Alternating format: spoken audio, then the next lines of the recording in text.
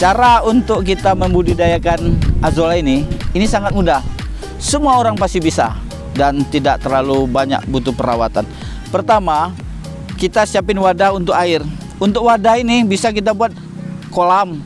Kolam, ada yang bertanya, dari kolam semen bisa, kolam terpal bisa, sawah yang berair bisa, kita menggunakan banner bekas atau plastik bekas bisa. Yang penting bisa ada air untuk air tawar. Ini yang pertama. Kemudian untuk air ini kita berikan pupuk kandang. Pupuk kandang, andaikan rekan-rekan mempunyai lahan kurang lebih 1 meter persegi, cukup dengan 1 kilo pupuk kandang ini cukup. Pupuk kandang, bisa pupuk kandang dahulu kita taruhkan di wadah, baru air, atau air dulu, baru pupuk kandangnya. Dan di sini bisa juga rekan-rekan pupuk kandang itu masukkan ke karung. Masukkan ke karung, kemudian masukin ke kolamnya. Kemudian ini diperas-peras. Diperas-peras agar ekstrak daripada pupuk ini keluar. Karena ini kita kasih contoh wadahnya kecil, kita anggap aja ini kolam besar. Dan airnya, kedalaman airnya ini kurang lebih 20 cm. 20 cm, kemudian setelah ini diperas-peras, nah ini rekan-rekan bisa lihat ekstrak dari pupuk kandang yang ada di dalam plastik ini keluar, dan inilah yang akan menjadi pupuk bagi tanaman azolla. Setelah terekstrak, karungnya tetap di dalam kolam. Karena ini kolam ini kecil, ya kita tidak menggunakan karung ini untuk direndam. Atau juga bisa juga pupuk kandang ini kita taruh langsung di air. Kita taruh dengan lebar 1 meter persegi, ya cukup antara setengah kilogram sampai 1 kilogram pupuk kandang. Atau bisa juga menggunakan kompos, atau bisa juga menggunakan pupuk kimia NPK. Untuk NPK ini kita tabur. Saya di sini dalam hal ini menggunakan NPK Mutiara. Itu untuk 1 meter persegi kolam kita hanya memberikan 1 sendok makan. Jadi cukup sedikit kita tabur di kolam kita. Misalnya ini 1 meter persegi, ya 1 sendok makan seperti ini. Kemudian airnya dikucek-kucek seperti ini agar ekstrak daripada atau pupuk ini larut di air tersebut.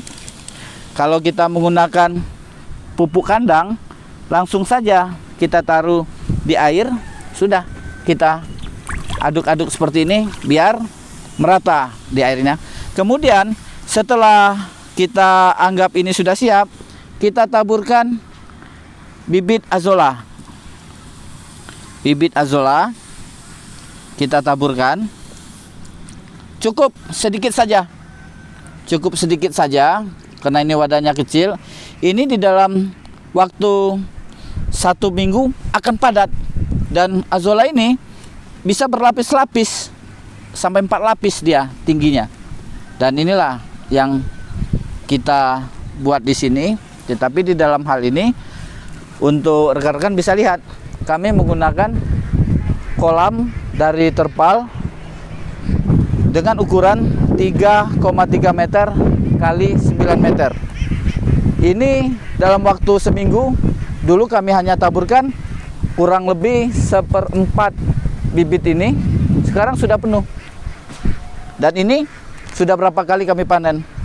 Dan air yang tadi yang keruh yang dilihat itu, ini sudah sedikit bening.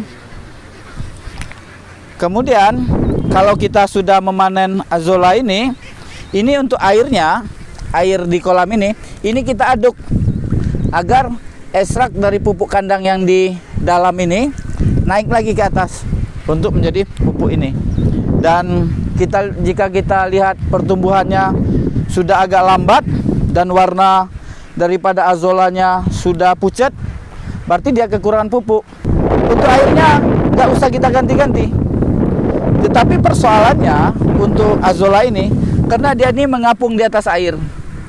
Jika hujan terlalu deras dan ini tidak dibuat pembuangan air, dikhawatirkan azolanya akan hanyut karena dia mengambang di atas. Dan kita membuat ini sirkulasi air, andaikan air ini debitnya penuh, dia akan keluar sehingga azolanya tetap di dalam kolam kita.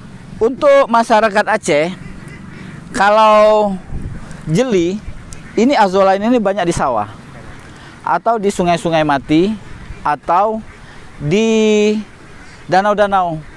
Yang penting airnya tawar. Kalau air payau, saya belum melihat ini tumbuh dengan bagus. Kemudian di sawah-sawah, orang dulu bersawah itu justru untuk menjadi pupuk sawahnya mereka. Tapi sekarang kan karena penggunaan pupuk kimia cukup tinggi sehingga pupuk alam ini terabaikan. Untuk Kodam Iskandar Muda kembangkan, jenis tanaman paku air ini kami kembangkan 3 jenis. Pertama ini Azolla microphylla, kemudian kami juga mengembangkan Lemna minor, dan satu lagi jenis paku air kami kembangkan Wolffia ariza. Ada 3 jenis paku air yang Kodam Iskandar Muda kembangkan. Kalau hujan terlalu deras dan terus-menerus, otomatis karena dia ada sirkulasi airnya akan keluar, pasti unsur hara di dalam air akan keluar juga. Ya, kita lihat pertumbuhan daripada azolla ini. Kalau dia agak berkurang suburnya, berarti pupuknya kurang. Kita tinggal pupuk kandang. Atau bisa juga kita menggunakan pupuk kimia, ingin mudahnya kita tabur saja NPK. Kalau menurut Bapak, Pak, yang paling efektif kalau kita buat pupuk mana, Pak? Pupuk kandang, kimia, atau yang mana? Kalau menurut saya selama ini, karena kita mengembangkan masalah organik, ya pupuk kandang itu lebih bagus. Dan pasti di mana-mana pun ada, karena ternak di sini sangat banyak, seperti ternak sapi, kambing. Kita gunakan aja pupuk kandang yang sudah menjadi tanah itu untuk campuran daripada air media untuk tanaman kita.